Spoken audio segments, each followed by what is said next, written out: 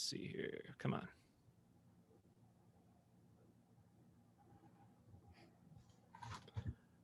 Looks like it's rolling. Nice. I want to see what's going on. I have no sound on my iMac right now, like on my computer, so I want to check it out and see.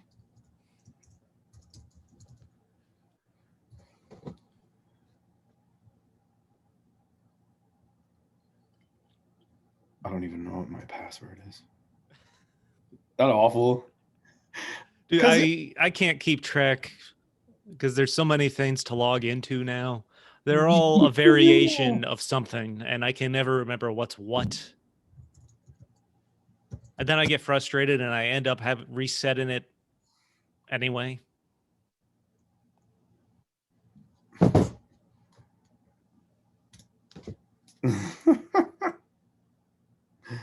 It's an old password. I don't know anything anymore, apparently. I'm too old for technology. I've mentioned this before. I'm probably not as tech savvy as I should be for streaming podcasts and doing a podcast. I'm more about just drinking and chatting with strangers. Yes, I like that. I miss that. I know. I miss playing shows and like talking to people and people coming up and being like, "Hey, how's it going? We came from like Connecticut and we were told to stop here." It's love story. Like if random people have stories and stuff. I miss like talking to people. Lots of people have, hobbies and things like that. What do I do for fun? I drink and talk to strangers. That's what I tell people. Like the two things you're told not to do when you're young. So So this is super excited. Very first live episode that I'm streaming of Stories from a Bar. I'm calling it Stories from a Virtual Bar Live. Yes, stories from a virtual bar. It's a virtual bar now these days. I'm your host, Chris Osborne. For anyone out there watching, for this virtual episode, I'm hanging out with Josh Casano. Am I pronouncing that correctly? Yes, Casano. Yeah. Excellent. That's always my biggest fear because I always forget to ask how to pronounce the guest's last name before I start. How are you, man? I appreciate you taking the time to hang out. I'm good, man. I'm good. Thanks for having me. This Absolutely. is awesome. I like your sweatshirt, by the way. J Street Pub. Nice. Thank you very much. Thank you very much. I have really come to have family at the pub, man. I met Mitch over a year ago, and Mitch Ramsey's the owner, and he found me one night at Gaffney's and was like, "Hey, you should come down." Mind you, I was kind of loaded, and I was like, "Who is this guy?" And he doesn't own a bar. I come to find out, I talked to him at the end of the night, and I was like, "Oh, okay." And it's a great place. It's on J Street, right at the end of the pedestrian walkway, as you come at the J Street side, and it's just an awesome place. It's a cool place to go in. There and Table for One have been really like my homes. Oh yeah, Bobby at Table for One. Yeah, I was in the middle of a residency when we shut down for COVID. Oh man, I haven't made it out to. They're in Cohoes, right? Yes, Remsen Street. Yes, I haven't been out to the tap room, but I did meet Bobby shortly before they opened that, and he was still doing the Thursdays at like that park or whatever, wherever they were setting up in Latham. The Grove, yeah. Yeah, cool It's spot to do it. Super, yeah, nice guy, some great beers, and I used to. I think they opened that shortly after they opened in Cohoes because I used to live right in Waterville. I ended up moving back to Niskayuna, so now I'm all the way the hell on the other side of town, and I don't get over that way much anymore. Cool place. I like it over there. It's an easy shot. I mean, from where I live, it's 15 minutes, so I enjoy it. All right, I'm trying to get in so I can see what's going on over here. I'm looking at my other computer, and I'm like, I want to get in on this. No, I just have to get the link. Well, it's fun. Easy to prepared. Go live is easy to hit. Getting everything set up and then sharing it everywhere takes some time. So that's what the first few minutes of this live stream is, people. Getting this video shared as much as possible. There it is. All right, cool. So what are you drinking, friend? Me, I am drinking single cut tonight. Softly spoken magic spells. It's delicious. And yeah, we were just talking about single cut. Like I said, I've had two or three of their beers and they've been really great. And it's one of the, another great place in the area I've been meaning to check out, but I haven't gotten up there. I have no doubt I'd love a lot more of their beer. So hopefully I'll get up there soon or find some more to check out. There's just so many options when I go to the beverage center. And I'm Yep. walking around and I get sidetracked. I'm like, ooh, this looks good. That looks good. I only have so much money at one time. Yeah, and I get in trouble sometimes if I go with my wife, like if the kids are in school and daycare and stuff, and we go to a bevy or something, I get in trouble because I like to walk around and it takes me too long. I just finished my equilibrium, so now I'm drinking some it's Common Roots original concept New England IPA. Another Uh, brewery I love that I've had a number of their beers that have all been great. Nice, the Definitely a Common Roots fan. glass. Definitely a fan. Yeah. So I just cracked open this guy, my nice frozen glass here. So I'll be chugging on that while we talk. Oh, Um, yeah, I, super excited about this. Like I said, this is the first time I'm streaming the show. Provided this goes well and not horribly wrong, I'll be doing more of these in the future. I've dialed back the in-person stuff, for at least for the time being, with all the COVID cases on the rise and everything like that. My girlfriend has asthma. I still try to do some stuff for my mom occasionally, so I don't want to take the risk. Plus, I'm fortunate enough to still work, but I have to go into the office 4 to 5 days a week. yeah. So Yeah. I try to dial back the in-person stuff a bit and only go out when needed for a little while. But I Yeah, hope. we're No, go ahead. Oh yeah, sorry. So yeah, we're split here. My wife works at Albany High. She teaches and she's in the building. She doesn't see students. She's still virtual in her room, but she goes to the building to work, and everybody's kind of deprived of being social and interaction. So people are always trying to stop by and talk to her and say hi. So, and I'm home. I teach at Schenectady High. I teach music at Schenectady High, and the specials programs are fully virtual. So I teach out of home. Oh wow, you're a music teacher right now. Yes. So Yes. how is it teaching music from home? I mean, I have some teachers in the family that I've chatted with, and it's not an easy adjustment to begin with. But how do you do music at home? Um, it's different. I teach 3 sections of choirs of mixed choirs and an all treble choir, and then I teach drumming. Uh, so and it's not bad. It was kind of a rocky start this year. I mean, last year we broke in March, and we kind of had our Google Classroom set. We had work, but things were still in the air as of like directives and things. So I got a little more comfortable with it, and I'm lucky. My wife teaches math, so she's really on top of her tech. So when we did break, I had somebody to bounce ideas off and learn new technology with while she was learning it. So it helps, trying to boost engagement and get more students involved. But drumming, I got buckets donated. One of the other faculty in the music department helped me out. We got some buckets donated. I got some sticks to thank you to John Keel Music. John Keel Music in Albany, they donated drumsticks for our class, and we got Lowe's in Schenectady or Lowe's in Glenmont, I think, to donate buckets for us. So Nice. really nice, really generous. And it's not the first time John Keel has been able to donate to our program too. So, or Lowe's for that matter. Nice. Oh, so that's my phone. I was trying to see comments, and now I can't. Okay. Like I said, this is my first time streaming, so it's going to take me some time to adjust and figure I out think how to somebody. handle things. What's your middle name? Sean, was Oh, that my okay. friend Aaron that posted something? Yes. Yeah, you can ignore him. He has a hard time reading. He has a hard time with words. Shout out to AA Ron, as I call him. Hey, Ron. So a lot of firsts going on. Like I said, this is my first time streaming. This is also my first episode of 2021. So happy 3.5 Oh, weeks nice. into the new year. Awesome.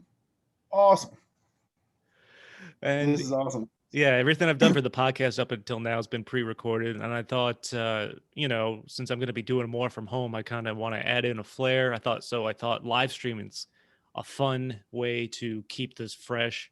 I'll still be putting out the audio versions, of course. Mhm. But this helps me keep stuff out faster and hopefully forces me to be better so I don't have to edit as much. The Yeah. added pressure.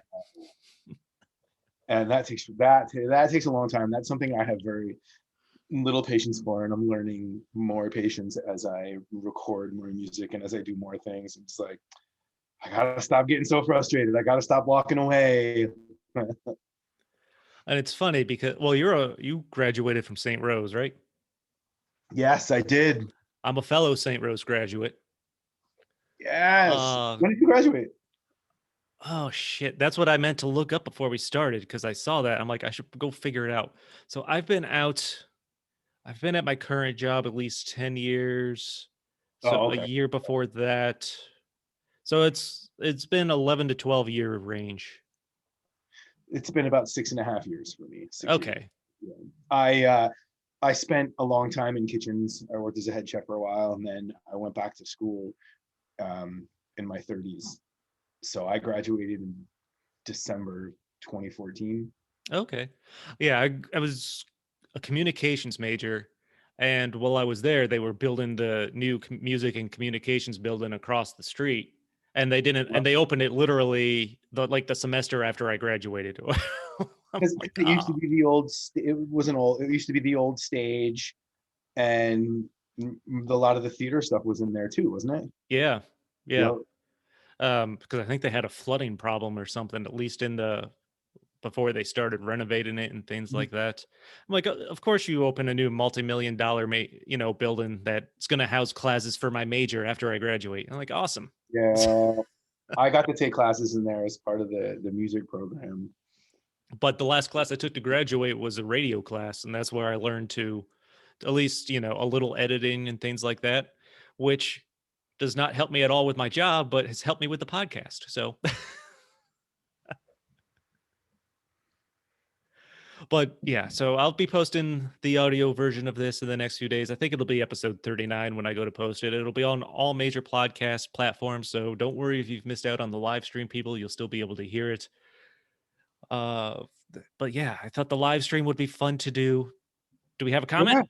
Yeah, absolutely. And Facebook will have this up anyway. Once you're done with the live, Yeah, Facebook usually just says it's over, but it'll be posted later. So it'll be up there to check out too. We'll just share it all over. We'll bombard everybody with this so they can't get away from it. that is the goal. That's how you promote. Yes, Do it yes, until they don't want to follow you anymore. absolutely. Yes, I have no shame. It's going out there. No, and it's funny because I started. Uh, how do I turn off the volume on this? Aaron is getting at you. Uh, got to mute phone, sir. Thanks, Aaron. It's on mute, but it's still playing the volume. So, but yeah, but I got involved with the live stream and we started another podcast since I've been, home quarantining and everything like that with my buddy Aaron, who's commenting like a jerk. Uh, a movie podcast called Popcorn and Pints. So we stream that on Saturday nights now, Oh, cool. doing like movie and entertainment reviews. It's me, him, and two other guys that a friend of Aaron's and another guy we got to know through podcasting. So we've been doing that on Saturday nights on, weekly. We've got working on getting some interviews lined up and expanding that. So add in my podcast since I'll be home to the streaming world and we'll see how this goes. But Yeah, I've been just thinking. another thing to help staying at home not be as boring.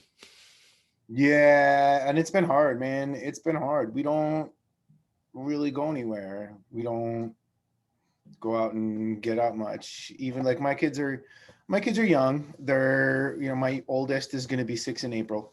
My youngest just turned 4. And so, hikes are kind of out of the question because they don't last very long. So we usually just kind of go to a local playground if nobody's there, or we have a nice big neighborhood that doesn't have a lot of traffic, so we kind of walk around, run around the neighborhood and play in the yard, and every once in a while we might get to see family. Kudos to plus I finally got my phone to not play the volume, so now I can keep up with any comments that come in. Nice. Which seemed to be Aaron. Hey dude. Yes. Yeah, good buddy. So what have you been how have you been keeping busy in quarantine? A lot of music making, I assume. Yeah. So before we broke for COVID, my father and I were building basically a recording studio in my basement in our house. Our house has a basement, so my wife let me use the space. So we had framed out the entire room, and then when COVID came, we stopped. And then when September came around, we finally decided that it was time to finish it. So we had somebody come in and finish it. So the studio's been finished. I'll give you a little tour. You want a tour? Yeah, I'll take a quick little tour of the home studio. Yeah. All right, it's gonna get dark for a second. Hold on. All right. So you walk into the studio, and then this is immediately on the left. It's a little messy at the moment, but nice. So, and the guy who did it, his name is Bill Murray. He was actually a math teacher. What's that? Is I know, right? But so he was a math teacher, and unfortunately, with the amazing cuts that came last year, he got laid off, and it was a really crappy thing. Yeah, man. The vocal booth, and then it was a really crappy thing. But he put it out there that he was doing work, and I was like, "Hey, I need work." So he came in and finished it, and I want him to get the credit he deserves because he did an absolutely amazing job. He finished the vocal booth and actually, installed jacks and really kind of made my vision finish. My father and I just had this vision of what it was, and he made it happen. He finished it for us, and it was awesome. So when everybody goes to sleep and the kids are asleep, I come down here and I make some music. Nice. Shout out to Bill Murray, not the actor. Not the actor, no. But shout out to him too, I guess. He is a musician, and damn it, I forgot the name of his band. Does he have a band? He does. Do I? No. No, I meant Bill Murray. Well, he does, and I don't remember the name of his band right now, and I feel awful because I listened to some of their stuff with him, and they're really good. I had no idea. I'm gonna get beat up. I'm gonna text them right now. Actually, I was just thinking of watching Caddyshack the other day, and I regret not doing that now. But so it was funny. Before I, of course, sent you a message, I was listening to some of your tunes on your website. The first song I was listening to was Slow Jam. And I remember, I was sitting at my desk at work. I go in super early. So I'm sitting there, I'm drinking my coffee. I have my headphones on. I'm like a minute into the song, and I just think to myself, fuck, this is smooth. Thank you. Like, and the song was good too. No, but the song, your voice, the coffee, it was, at 6 o'clock in the morning, I'm just sitting there like, yeah, I feel relaxed. I like early morning like that. I mean, we get up 5:30, 6 o'clock in our house. My kids wake up a little later, but that's like the quiet time. Yeah. Yeah, I like that. Yeah, but because I was just listening to it, it's great musicianship with the guitar playing and everything like that. Like, and then your voice just came in, and it was, like it was meant to be at that spot. Very smooth, really, smooth voice. That was my first thought, but yeah, it was good stuff. And then, of course, I started listening to the other songs you have posted and things like that, and that's when I decided to reach out and thought it'd be fun to have some beers and chat. Yeah. Oh, so he just texted me. He texted me back. I can't believe I forgot this. Oblek. Ooblek, right? Okay. So you guys should all check these guys out. Maybe this will come up. I don't know. We'll find it. I'm gonna try to find it and put it in the chat. Why not? Like this is what. No, This is man, what throw it for, in right? there. Bill Murray, the musician and actor. Might be this one. I don't know. We'll find out. I'm gonna click on it as soon as I put it up there, and if it's not, I'll just delete it.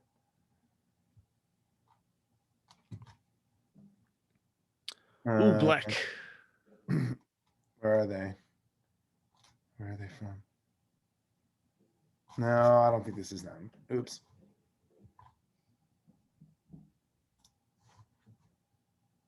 No, I don't think that's it. All right. That was an epic fail. It happens. No, it happens. Whatever. And people got to see it live. Yeah, I'm talking to Aaron too. He's very distracting. He got some alcohol delivered, so good for him. I was just saying his big accomplishment for the day, man. Yeah, man. That is a silver lining to the pandemic is now all the alcohol delivery that's available. That's I try to find the silver lining in things.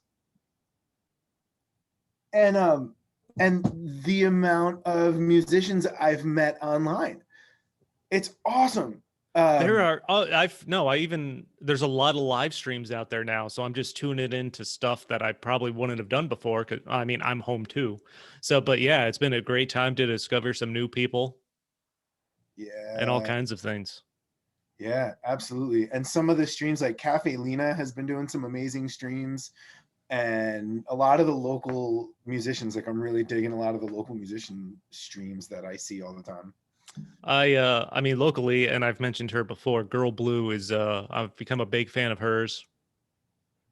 Yeah. And I keep up on with all the posts from Nippertown because I contribute some articles every once in a while to go along with the episode. So they're always posting about live streams and stuff. Follow if you're not following Nippertown on social media, be sure to check them out to keep track of really most of the local stuff that's going on. There's a lot of great media like that here, like Nippertown, Spotlight 518, Radio X, and Experience. Like there's so like I feel like our music scene for the capital region is just incredible. Oh yeah, it really is. And Jim Gilbert with a comment, who operates Nippertown. Yeah, thank you. Hey, it's dude. Awesome. Thanks for watching, Jim. I really appreciate it. But you also mentioned Spotlight 518. I saw the article today that they wrote about you a couple of years ago. That was pretty good. About you giving up a chef to start start a family and everything, and getting into music. It was a good little article. Thank you. Yeah, it was. No, it was awesome. I got to, so that was that was an older one. I got to sit down with Michael Halsey. He's super cool. Ralph Renna hooked that one up. I was doing a show for Albany's Dana Park concert series, and I went in down to see Michael in his office, and we hung out for a while and did that interview, and yeah. Nice. But I mean, so was your initial, when you set out in life, you wanted to be a chef, or how'd you get into cooking? I had no direction in my life. Oh, no. I worked as a dishwasher when I was like 15, 16 in the White Holland House back home, and then randomly had jobs in kitchens for a little bit. And then one day I started cooking, and I was like, wow, this is awesome. I like this. I cooked at home. My mom kind of taught me to cook. I'd watch her cook all the time.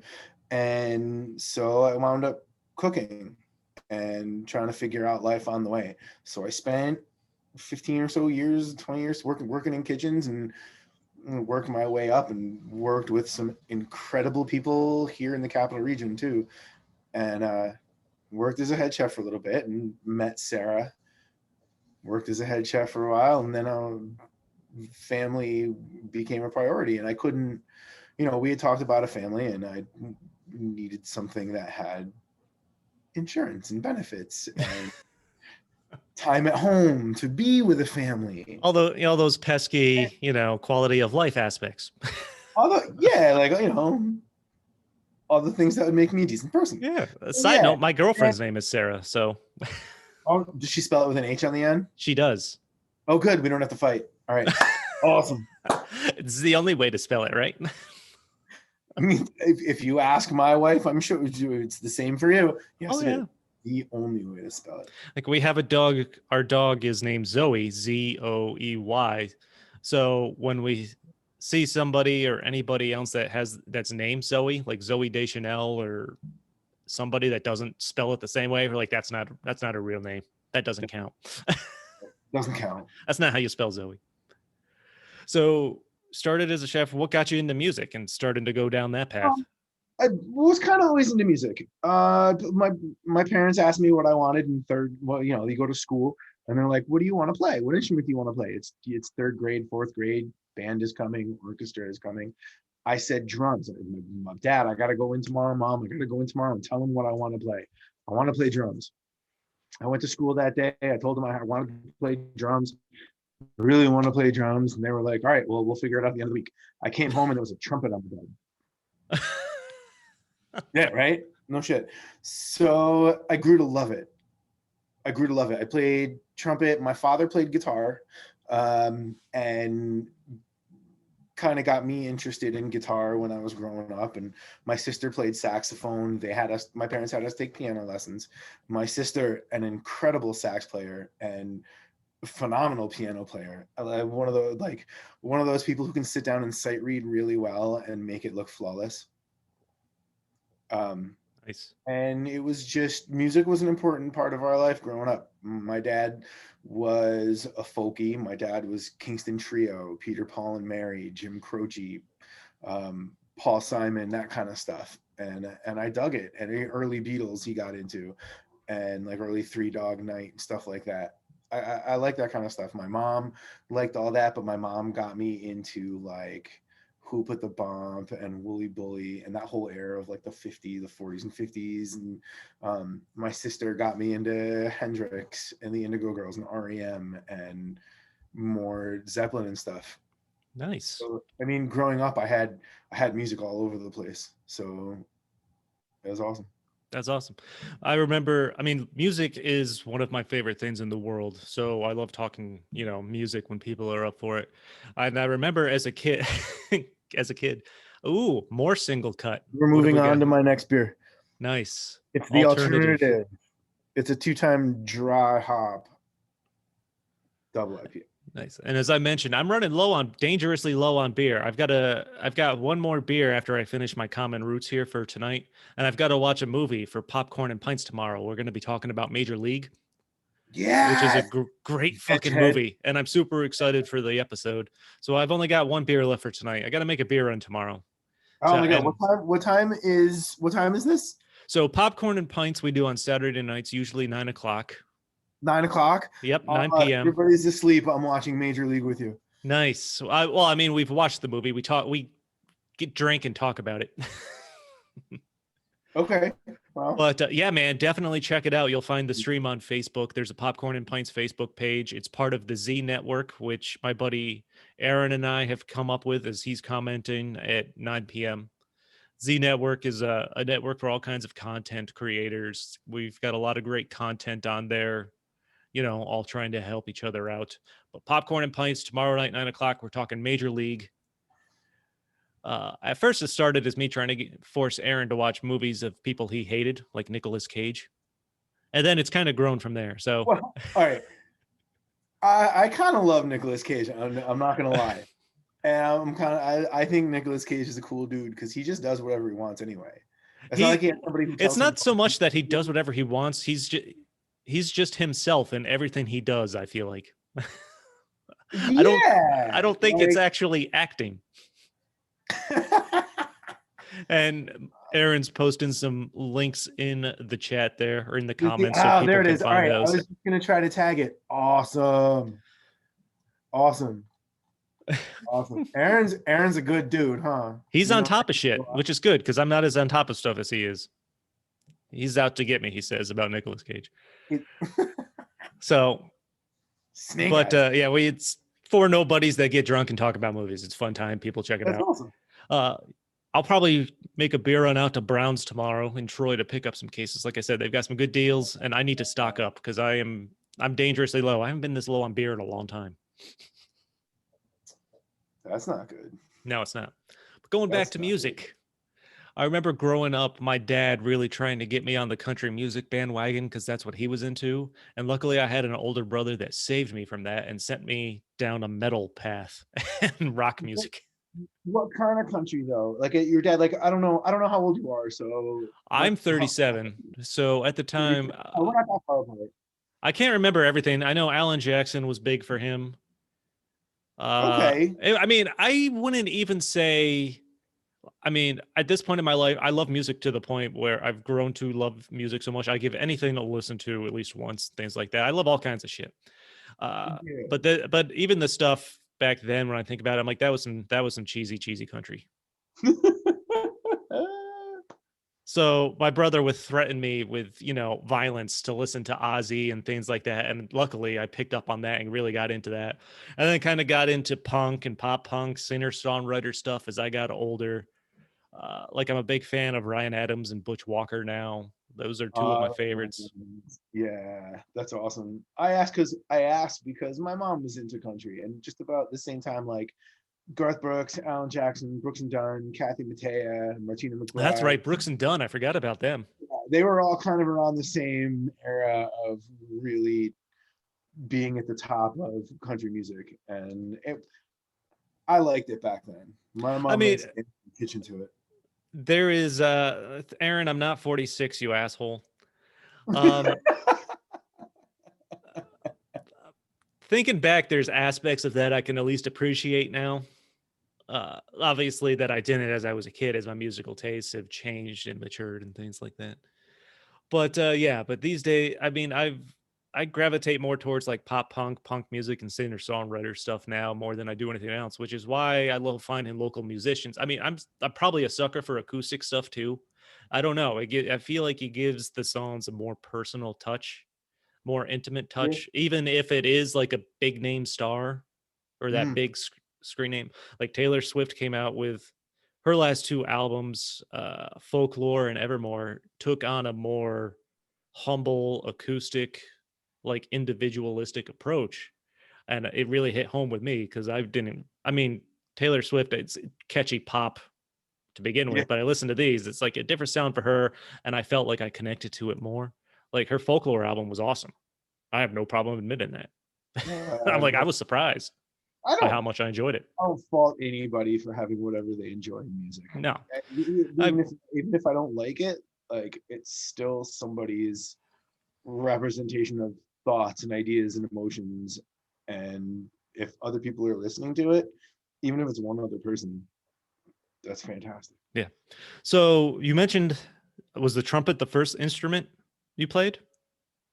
Uh, How'd you get into guitar playing?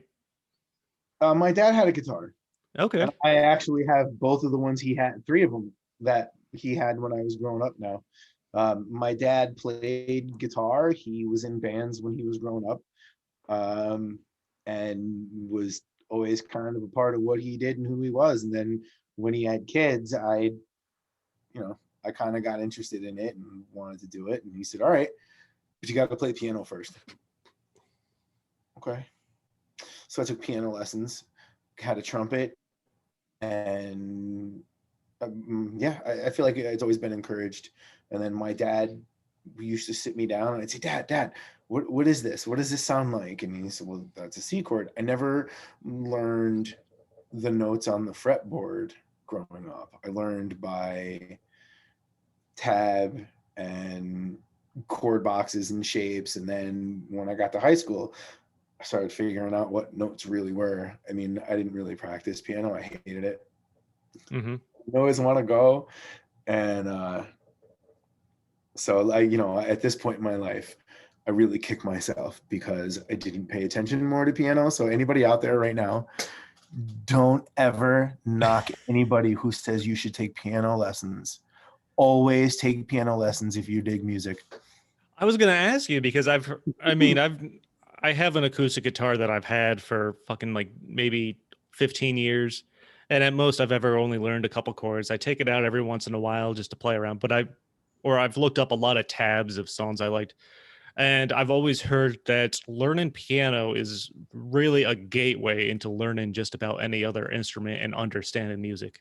It really is. It's like guitar's great, but you don't get to actually look at your hands as they move up and down the fretboard unless you're leaning forward and looking. Piano gives you the auditory necessity that you need for music. You see what your hands are doing and what relationship a step, a half step, a major third, like you can see what those are, and you're looking at notation. Like it just translates so much easier, I think, if you have the foundation in it before you start anything else. To me personally, anyway.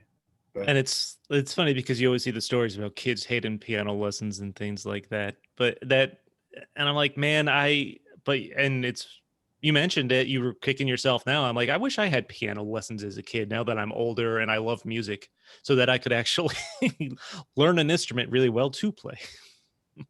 yeah, and then, and it wasn't until, Sarah and one of my best friends, Derek Borst, was like, you should teach.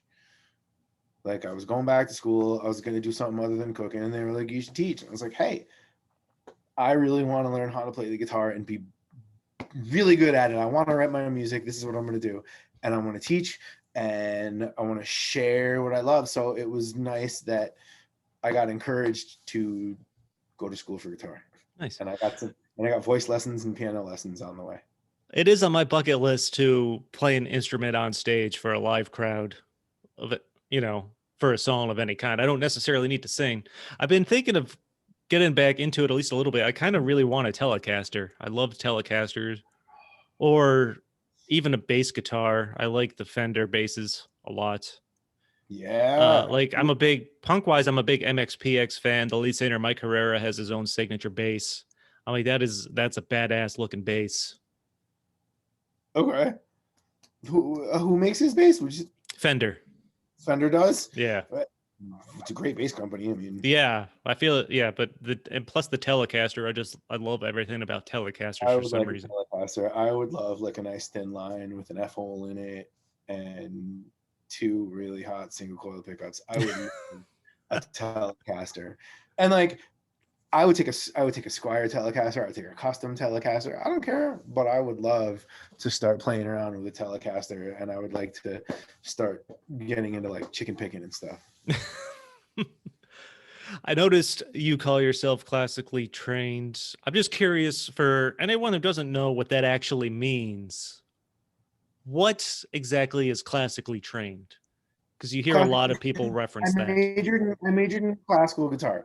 Okay. I majored in classical guitar. Nylon strings, all done with your hands, no picks, nice long shaped nails.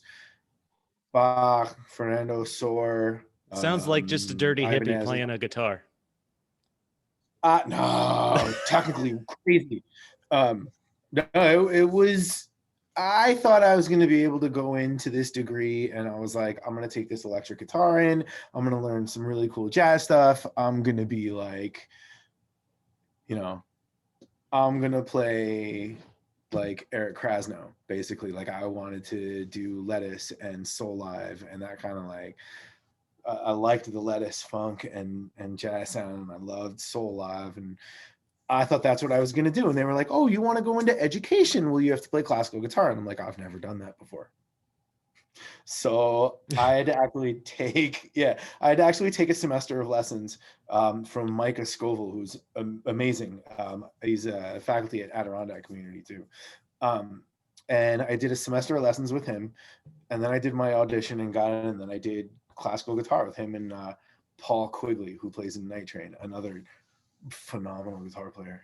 But yeah, it was classical guitar. It was like learning.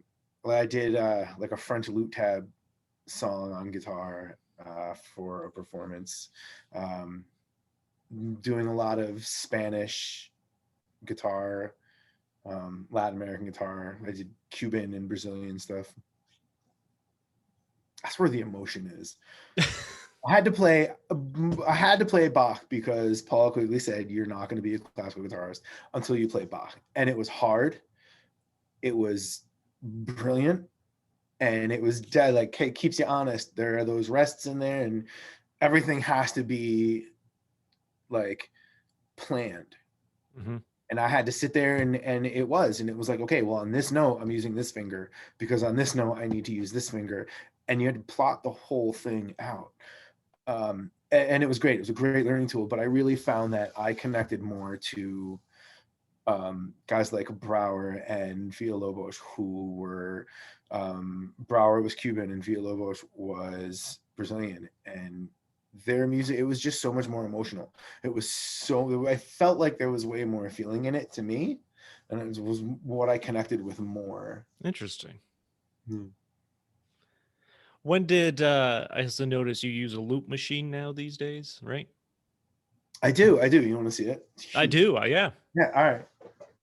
Hold on. I'm going. So to get the full band sound from a single person, that's what the loop machine does.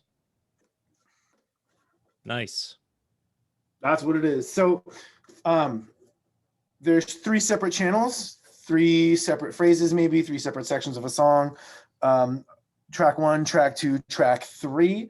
Each one has a start and stop, and the start does the overdub as well and playback. There's an all stop, so I can do a verse here, a chorus here, and then maybe a bridge over here, or maybe a verse and a chorus and maybe some sort of riff that I want to continue over the whole thing. I have a pedal that makes my guitar sound like a bass, so I'll run that through as well, and I can run bass lines through it, rhythm guitar, little leads and stuff like that. I can plug a microphone in it. When I first started, I was beatboxing a lot, and then it was fun. Like, it was what I had set out to do, but then I got I put a pickup in an older guitar, and it sounded so good when I beat on it. So I wound up using that for my percussion sounds, but I still use like shakers and stuff. It's insane the options that gives you to get the full band sound from one person. Yeah, and there are guys who have been doing it for a long time. Richard Ortiz, Pat Decker, Mike Thomas. I mean, they are amazing in this local area too. I mean, they're here. I'm not gonna lie, when I first saw that you mentioned using the loop machine, I thought Ed Sheeran, because my girlfriend and I went to go see him when he came to Albany a few years ago. Cool. She was really into him. I mean, I like Ed Sheeran, depending on the song, but I saw him, and seeing him live was a totally different experience. I'm like, this is one of the coolest shows I have seen, because he runs everything through a loop machine to get that fucking full band arena sound. I'm like, this is amazing to watch him build this on stage by himself, basically. Yeah. And knowing that just one fuck up and he's repeating a mistake over and over and over again. Yeah. So he's got a tech that built that for him. He's got a custom built machine, basically built with 2 RC20s built inside it. I think it's still like this. It's called the Chewy. The Chewy. That's funny. But yeah, I remember seeing that because it just stood out to me as one of the more, is that Aaron picturing me playing the guitar barefoot under a tree. I saw. Yeah, I saw that. Thanks, Aaron. Oh. Yeah, that's it. You want to see what he uses? I think this is the most current version of it.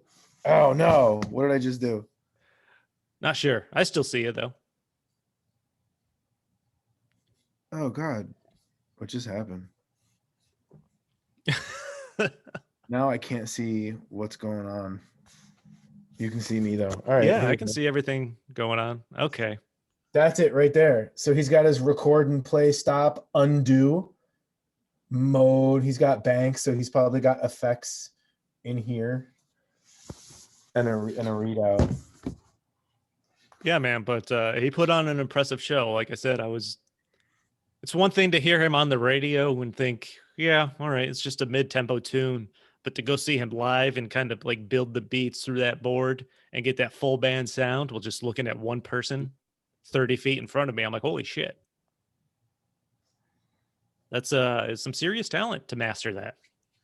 Yeah, absolutely. It does. It takes timing, and you have to practice. Yeah, you can't just kind of go out there and wing it. No. But like I said, I feel so I've been listening to your stuff all week, getting ready for the show. Like I said, slow jam. I was just sitting there drinking my coffee. I'm bouncing my head a little bit. I'm like, this is fucking smooth. But I think my favorite song, and I forget the name. Hold on, I wrote it down. Greater Kind of Love. I think that was the favorite of mine that you had posted. That was a great one too. That was posted on your website. What was? Greater Kind of Love. Oh yeah, I'm actually working on recording that right now, and I'm gonna have some friends play some instruments on it. Nice. That's just me and a guitar. That Derek. So Greater Kind of Love is me and my buddy Derek Borst, and we were in what was the warehouse at Roger Sharp's place, who Roger and Christine Sharp run High Peaks Sound, High Peaks Production. Okay. Now we recorded it in there, and it's got this like aluminum roof, and it was pouring rain that day. And we did that, and we did Melissa, Allman Brothers Melissa, and you can hear the rain in Melissa. But yeah, so that was recorded in Roger's garage. Thanks, Roger. Sorry, bud. That was a long time ago. But like I do with anybody I listen to, I'm kind of also listening for like the influences behind it, and I feel like there's a real influence of southern rock in some of your music and like some jam band stuff. Yeah, I love Warren Haynes. I love the Allman. I like the Allman Brothers. Um, I'm a huge Deadhead. I'm a big Dead fan. I The like Dead, I mean, the Dead's never a band I really got into, but I mean, I appreciate, you know, their musicianship and everything they've done, of course, but I don't know, is they've just never hit home for me. It happens. A lot of people say that. It's like some people who don't like the Beatles. Like it happens. It's not a lot, but it happens. But But yeah, so, I mean, were those, did you have, I mean, what were some of your other influences? You've mentioned the Almond Brothers, of course. Is that just uh, growing up what you were raised with? no, I got into the Allman Brothers more when I God, I was in community college, I think, when I started listening to the Allman, like really listening to the Allman Brothers. So I was like 99, Oh, wow. 97, 97 when I really got into the Allman Brothers. I mean, I knew who they were. I had been to see them at SPAC growing up, like in the high school, but never really to the point where I wanted to hear everything until I was in community college. And then I kind of just dove in. Nice. So, what are you working on these days? Now that you Um, have your fresh new home studio. I know, right? Oh, lucky. I've got a track right now that I'm working on. I've got a few that I'm working on actually, but um, one of them is called "You Said Hi," and it features a couple local musicians. Dave Gleason plays piano and organ for it, and Mike Lawrence plays bass, and Brian Cepinelli plays drums. I sent it out and was like, "Hey, you guys want to just do your thing on this track?" And they were like, "Yeah." I was like, "Sweet, awesome." And I work with Dave Gleason and Mike Lawrence. We're all teachers in Schenectady, but Mike was my mentor when I had my first year of teaching, and I work with Dave at the high school. And they're all brilliant musicians. Brian and I went to college together at St. Rose. He's a drummer for Bad Mothers. He's also B-Chaps, like he's a producer and a hip hop artist, and comes to talk to my students when we talk about careers in music that Nice. are not the performer. And he actually, in between classes, Brian came to my drumming class and we were doing rudiments, and he went around and helped some of the kids. It was awesome. And and that's kind of what the album I'm putting together is. It's mostly me and local musicians, or people who are my musical family or my literal family. Slow Jam features Victor Cornetti, who is um, part of our family. I consider him a brother-in-law, but he's dating my sister-in-law. But I mean, he's part of the family, and we send music back and forth. And I just laid down lyrics for him, and he puts down bass for me or guitar. Like having him and my wife's brother Alan, we've been writing music since he was 16, 17, together doing things here and there. He's part of Gentleman's Club, so if you saw Call My Own, he wrote the guitar part for that, and also he wrote For the Ride, and I did the lyrics for both of those songs. Derek Borst has been my brother and best friend since 1999. We write music together all the time. We used to work together. Mike Thomas is working on putting down some lap steel for me. A buddy that I was in a band with years ago, Matt Bruno, put mandolin down for me for some of this stuff. So this has been an awesome journey so far. Awesome. What have been some, I mean, what are your obvious, is the rule still incidental live music is fine as far as these current days are going? I'm not quite sure. I mean, I literally have not played a show since last March. Oh man. And you know, with things the way they are, I have two very small kids. I have asthma and pre-diabetic. Like, there are just things like I'm not looking to go out. And I actually never planned on booking 2021 for the most part. I probably would do things here and there, but I really wanted to work on this album, and COVID just gave me the kick in the butt to get it started. That's actually pretty interesting. But yeah, I mean, my girlfriend has asthma, so again, that's one of the main reasons that I've dialed back the in-person stuff. And things are, of course, getting out of control. But I mean, what have been some of your favorite places to play? Table for One, I know you've mentioned you had a little residency going on there prior to the J COVID Street stuff. Pub. J Street, Yeah. of course, as you wear their shirt. Yeah, no, J Street Pub. And Gaffney's has been a great place to play. I have a lot of fun there.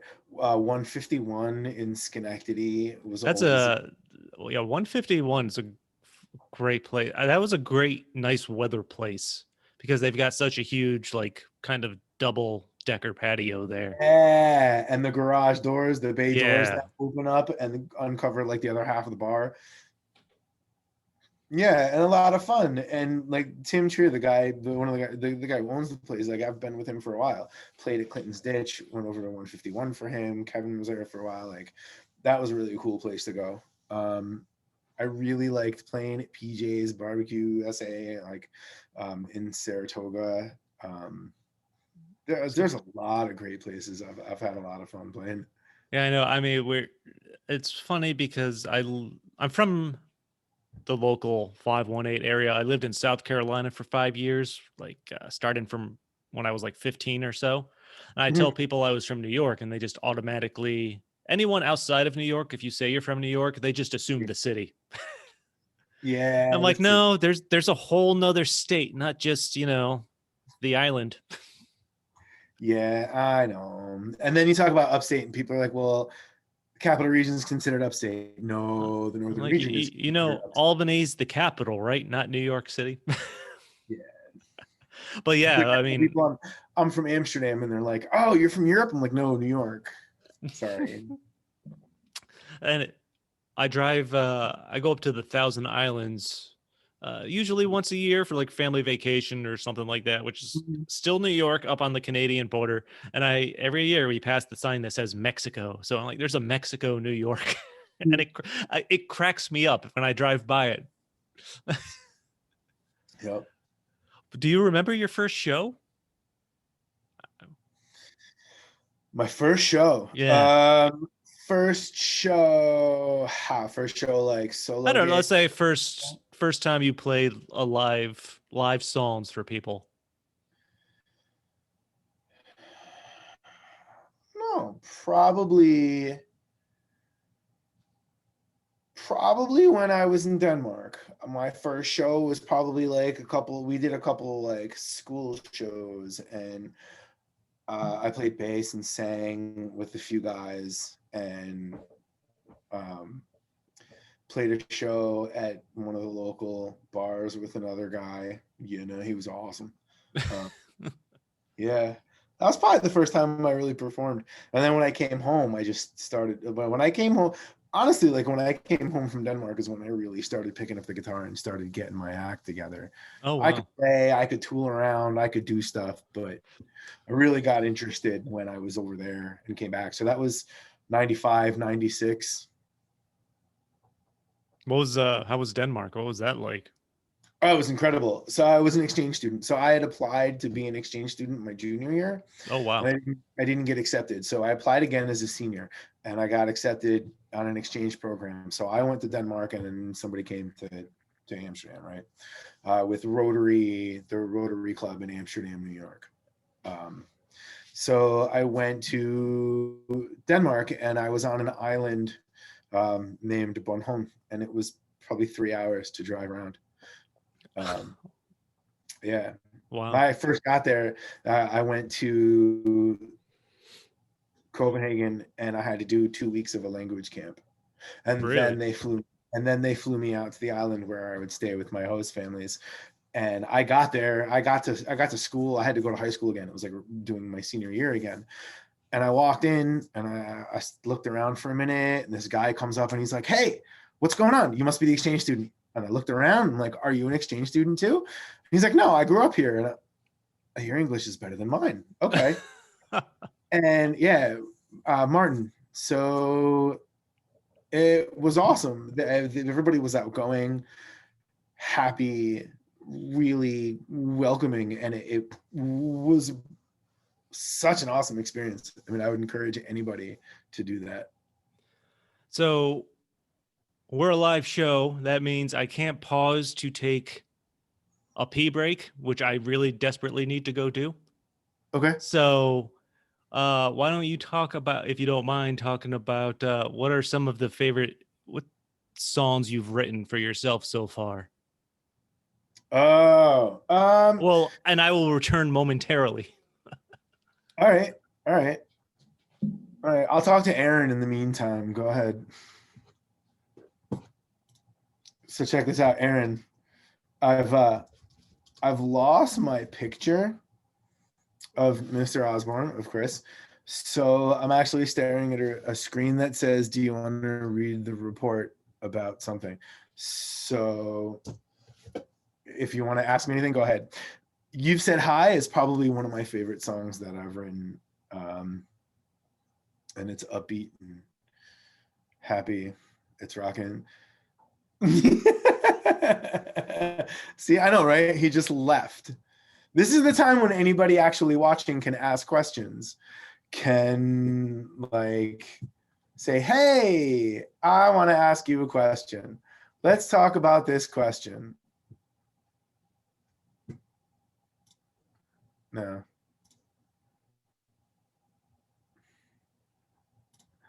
I'm going to share this again. Yeah, You've Said Hi.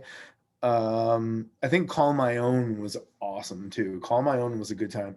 We had everybody come here for a weekend, and we wrote Call My Own in the weekend.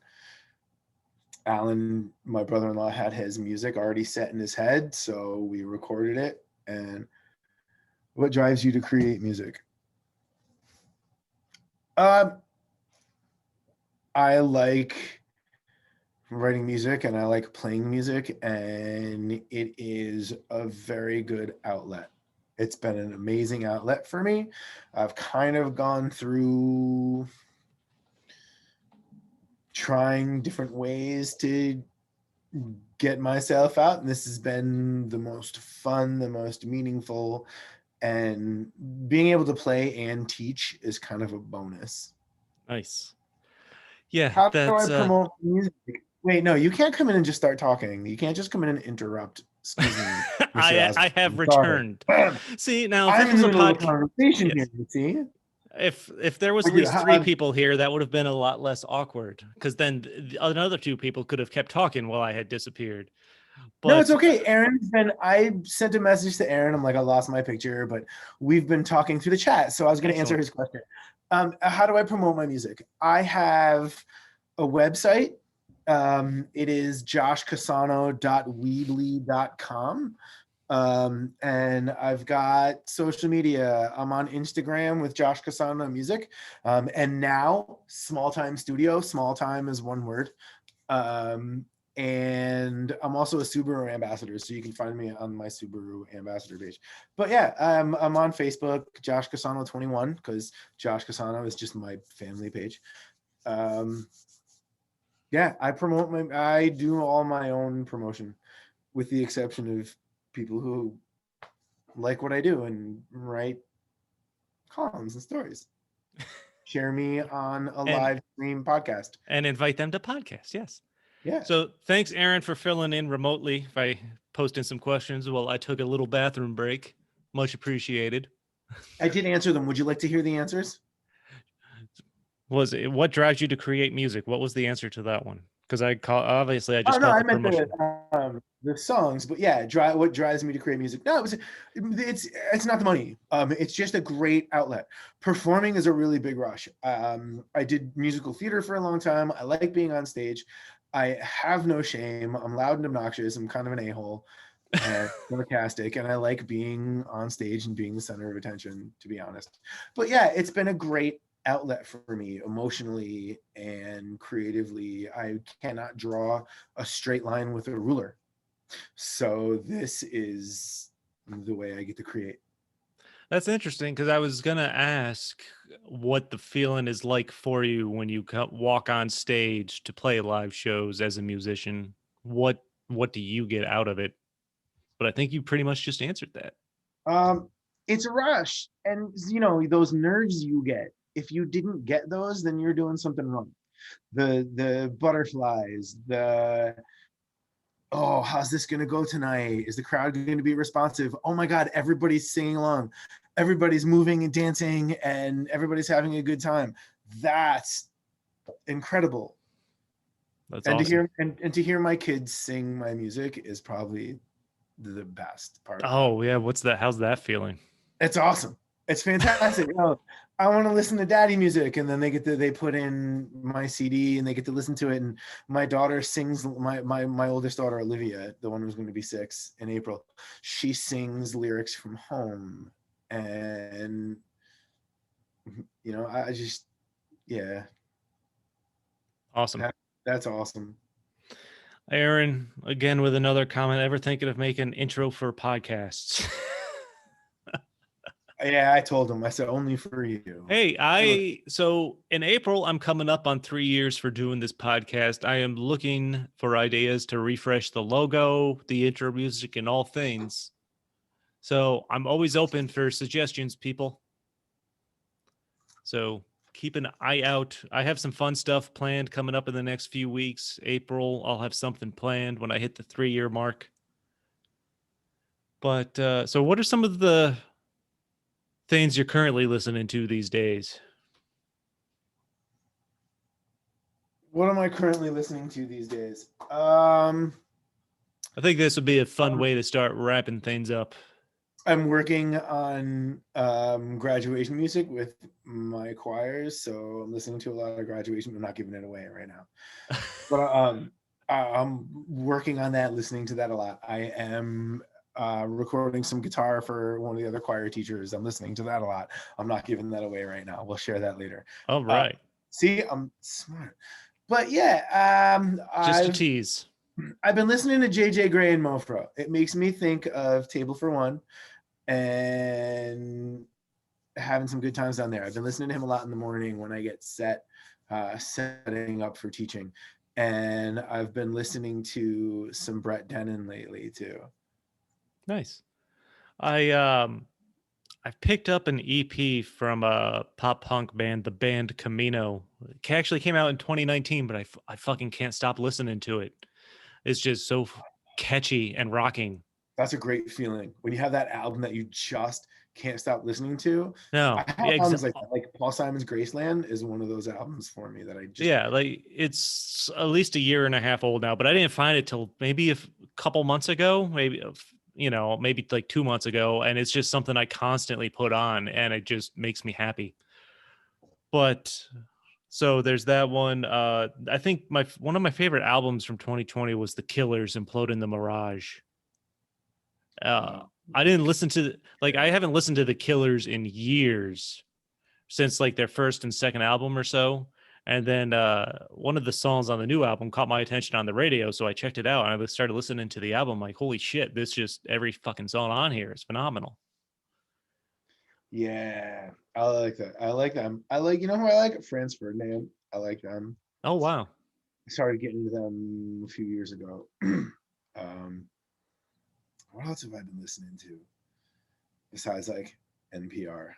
I listen to a lot of NPR.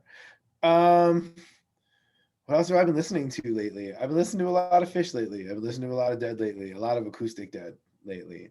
Um, Are you familiar with Butchwalker? yeah. Okay, yeah. I'm going to throw this out now because for anyone that hasn't listened to the podcast, anytime music comes up, I mention Butch Walker. So people familiar with the podcast, I'm sure have heard me talk about him before. Especially with my last episode, I talked to Jeff Morad from WEQX. I mentioned Butch Walker, but Yeah. and you've had Jeff, you've had a number of your songs played on EQX and some other local stations, right? yeah. Yeah, I have. I've been lucky. EXT, WAXT has played some Andrew Gregory's played a couple songs for me. I think 1049 and 1027 in EQX. And actually, Jeff, when I do that, I talked about this before, the Careers in Music project that I have. I've been trying to get Jeff to come down and talk to my classes about what he does. But I was lucky enough to have Jason Keller come down too and Oh talk wow. to my classes about what he does and what his role is and how to get into the business, because a lot of people think, oh, you're in music, I don't want to be on stage. Well, yeah, you don't have to be on stage. There's tons of jobs out there Oh yeah, where absolutely. you don't have to be on stage. So it's a really good way for them to see people in the community and people who are impacting our everyday life and how they go about it without performing. Yeah.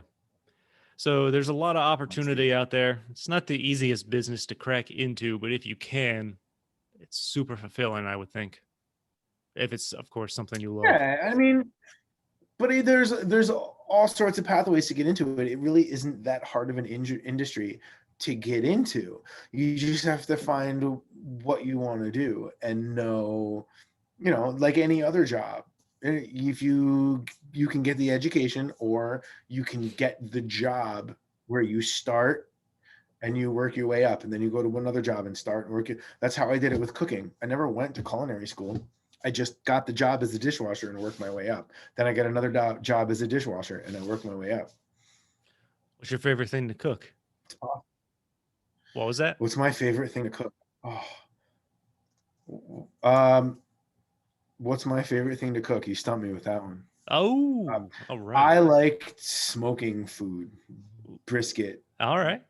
ribs. One of the guys I work with, has a cherry tree and an apple tree in his backyard, and he cuts down every time he trims his trees. He gives me the wood to smoke with. It's awesome. Son of a bitch, that made me hungry. And now I want some barbecue. I just got a text from someone that asked if will you be collaborating with anyone on a new recording? So far right now, yes. The album, I'm sorry to do this, I just wanted to answer this. The album that I'm doing, I was going to ask you, Josh Casano and the Fam. Yep, a good way to start wrapping things up. So what are we looking at for an album here? Oh, So yeah, it's Josh Casano and the Fam. Notes with the Fam, a family collaboration. It is songs I've written with feels and styles and basically like assistance and collaboration with local musicians. So like Victor Cornetti and Alan Krauss and Derek Borst and Mike Thomas and Dave Gleason and Brian Chapanelli and Mike Lawrence. There will be more people. I don't know where I'm going, and Matt Bruno. I don't know where I'm going next, but as the songs are written, I would love to have Justin Friello do some guitar and vocals or some really good harmonies on some stuff. I think that would be really cool. But yeah, I don't know. Nice. Things are moving. Things are happening. Certainly, everyone keep an eye out for that as you polish off your single cut there. Nice. So I think that's a wrap for the first stories from a virtual bar live. This is So awesome. Thank you for having me. Your first virtual and first of the 21 year. Yeah, first 2021 episode, first virtual episode, first streaming episode, all kinds of shit going on. I think it was a great success. I think this went really well. Absolutely. Obviously, I did not plan for the pee break, but I've been drinking for half the day, so I had cracked the seal a while ago. So I can't say I'm surprised. Benefits of being home. Benefits of being home. That's it. That is another thing. I can drink more at home than I can when I'm out doing this in person. Because again, my couch is only 10 feet away. But you can bet I'll be doing more of these episodes, people. So keep an eye on the Stories from a Bar Facebook page. And certainly, I'm accepting sponsors. If anyone's interested in sponsoring an episode, being a guest on the show to talk about, all kinds of interesting shit, I'm just have drinks and chat. I'm always down for it. You can shoot me a message personally, or you can find the show on any of the social media pages or email storiesfab@gmail.com. A big thank you, Josh, for hanging out. I appreciate you taking the time to have some drinks and chat, man. This was a fun time. Yes, and thank you, Aaron. Thank you, Aaron, for keeping things. What? God damn it, Aaron! You and your diapers comment. Okay, son of a bitch. Don't you have something to do? Don't you have a family to spend time with? Aaron, we haven't met, but then if I get out and play a show or I'm out somewhere, you got to come out and we'll have beers. And no, don't invite him places because then he'll never leave. But be sure to check out Josh and all his social media pages: Facebook, Twitter, Instagram. Josh Casano. Anything else you want to throw in? No, Stories from a Bar. Brilliant. I love this. This is fantastic. Thank you, I had a great time. Awesome. I'm glad to hear it. I'm glad to hear it. Of course, thank you for everyone out there for checking out the show. You'll find Stories from a Bar, of course, on all the social media platforms: Facebook, Instagram, Twitter, @StoriesFAB. So be sure to like and follow. Darkest person there, LOL. Aaron, Aaron. He likes to make some racial sensitive jokes from time to time. But should we just call him Sir Sturdy? Sir Sturdy, Horror with Sir Sturdy. You can find him. He has a podcast talking about horror movies and stuff like that. Really cool guy, really fun guy. And again, be sure to check out Stories from a Bar on all the social media. And if you're looking for something to do on Saturday nights, Popcorn and Pints, you can find Aaron Sturdivant and myself, along with some other guys, talking about movies and entertainment reviews, drinking. For nobodies that like to drink and talk about movies. That's pretty much it. And that is part of the Z Network, which you can find that on Facebook as well. Popcorn and Pints and exclusive, great content. So certainly, please, people, check that out. Link is in the chat. Ah, excellent. Yes, people can check it out in the chat. Popcorn and Pints. See, I'm still with it. There's only so much. I'm trying to multitask here by keeping an eye on the screen, reading my closing, following the comments. This is tough. This is tough stuff. There's too much going on. I can't focus. More beer. You'll find Stories from a Bar pretty much on all the major podcast platforms: Apple, Google, Podbean, Stitcher, Spotify, iHeartRadio, YouTube, more. Be sure to subscribe. Even more importantly, leave a fantastic review and share the hell out of it. Social media, word of mouth, however you can do it, share. is always greatly appreciated. And see what I go through, man. Thanks, Aaron. You're welcome. What a joy. Awesome. And until next time, people, cheers.